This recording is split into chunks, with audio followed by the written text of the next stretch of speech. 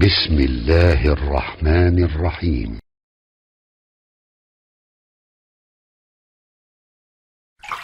Silahkan keluarkan, karena setiap ayat Quran ada fadilahnya, keutamaan-keutamaannya. Kalau ibu ingin bacakan, silahkan. Misal, ibu bacakan surah Al-Ikhlas, Qul huwallahu ahad.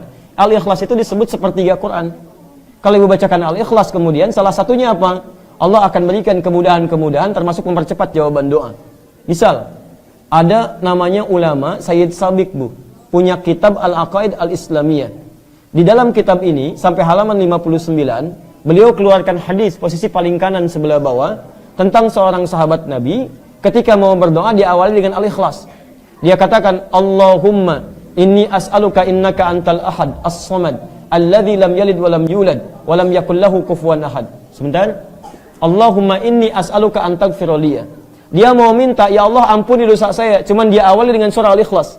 Ya Allah, ini hadisnya sahih. Ya Allah, saya akui engkau yang ahad. Ahad, as-samad, tempat bergantung. Lam yalid walam yulad, tidak beranak dan tidak diperanakan. Walam yakul lahu kufuwan ahad, tidak ada sekutu bagimu. Permohonannya, Allahumma inni as'aluka an taghfira li. Ya Allah, mohon ampuni dosa saya. Kedengaran oleh Nabi. Tahu kata Nabi, "Atadri bimadza tas'al?"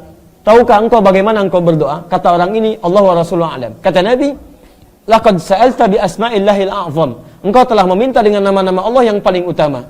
Idza du'iya biha ajaba wa idza su'ila biha a'ta. Kalau engkau bacakan itu sebelum berdoa, maka setiap permintaan akan dikabulkan, setiap doa kemudian akan diberikan. Permintaan diberikan, doa dikabulkan. Kapan dia memulai? Setelah membaca Qul huwallahu ahad. Di setiap ayat-ayat Quran, surah-surah Quran itu ada fadilahnya, ada keutamaannya. Al-Mulk ada keutamaannya, Al-Waqiah ada keutamaannya, Ar-Rahman ada keutamaannya, Yasin ada keutamaannya. Maka ibu baca keutamaannya, setelah itu amalkan isinya. Setelah diamalkan, maka fadilah akan diberikan oleh Allah Subhanahu wa taala. Misal, orang tua kita dulu mengatakan, kalau ibu pengen punya anak laki-laki, ganteng, soleh, maka baca surat Yusuf. Kalau anaknya ingin cantik, baik, soleh, maka baca surat. Nah, yang dimaksud itu bukan baca biasa. Dalam bahasa Arab, baca itu pahami artinya. Misal, baca surat Maryam kalau anaknya ingin cantik, perempuan, solehah. Maksudnya, kalau ibu sedang mengandung, nanti lahir perempuan, ibu pelajari surat Maryam. Kemudian bagaimana ibunya Maryam, Hannah merawat Maryam. Misal, ibunya mendoakan dulu kepada Allah, Quran surah ketiga ayat 36. Kemudian diberi nama yang baik, dicari gurunya namanya Nabi Zakaria, Quran surah 3 ayat 37. Dibuatkan tempat yang mendekatkan kepada Allah namanya mihrab.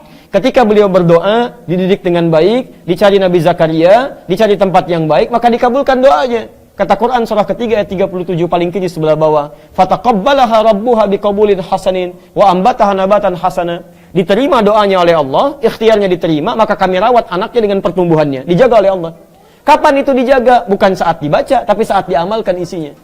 Makanya kalau ibu punya anak perempuan dikandung, lahir perempuan, ingin soleh seperti Maryam, bukan cuma dibaca surat Maryam, tapi diamalkan isinya. Bagaimana Hannah merawat Maryam, ibu cari kemudian guru yang baik, cari sekolah yang baik, doakan dengan baik.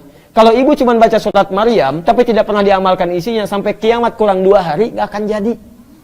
Gak akan jadi. Al-Fatihah ada manfaatnya. Ibu tahu di antara fadilah surah Al-Fatihah? Misal bisa menyembuhkan penyakit dengan izin Allah. Dulu orang kena kalajengking, Bu, orang Arab, kepala suku. Disengat kalajengking Arab, Bu, nggak main-main. Kena kalajengking Arab, disengat tuh. Ya, cari obat, nggak ada obatnya. Bagaimana kemudian obatnya? Ketemu para sahabat, dikatakan, siapa yang bisa menyembuhkan? Kata dia dengan izin Allah. Dibacakan Al-Fatihah, Bu, sekali. Cuman dibacakan Al-Fatihah sekali sembuh. Padahal tidak ada obat yang lain. Begitu dibacakan Al-Fatihah sekali sembuh. Kenapa orang sekarang baca Al-Fatihah ribuan kali nggak sembuh-sembuh? Masalahnya bukan Al-Fatihahnya, karena bacaan dia tidak sama dengan bacaan orang dulu. Orang dulu dipahami isinya, dihayati maknanya, dia baca dengan iman. Jadi kalaupun ibu ingin belajar Yasin, baca kemudian isinya, terjemahannya baca, fadilahnya amalkan isinya. Setelah itu baca surat-surat yang lainnya, maka Allah akan berikan keberkahan di dalamnya. Jelas ya?